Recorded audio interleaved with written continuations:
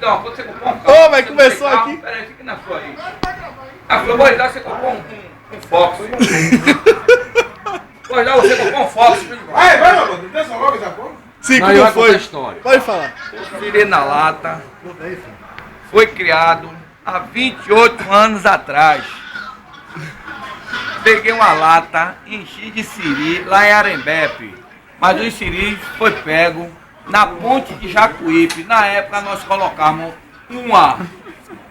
umas estopas, botava querosene e acendia para que o povo, quando viesse passar pela ponte, sabia que tinha alguém pescando. Foi aí que eu enchi a lata de siri, nós voltamos para Arembepe. Quando chegou lá, eu tirei todos, só sobraram dois. Dois o quê, meu padrinho? 2 siris. Quando eu olhei para a lata, eu vi o movimento do siri. Um no outro.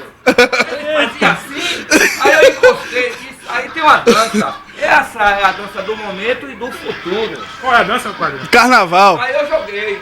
Aí eu disse assim, a dança do siri na lata vai ser essa aqui. Aí botei aqui os 2 dedinhos.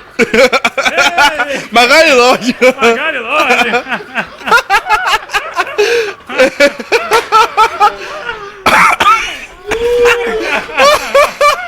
Dá, meu padrinho. Essa é a dança do siri na lata. Vocês nunca viram. Filma, velho. Filma. Aí ela tá contando de tudo. Dá pausa aí. Não, não, mais uma vez, só mais uma vez, pá. Uma vez, vai.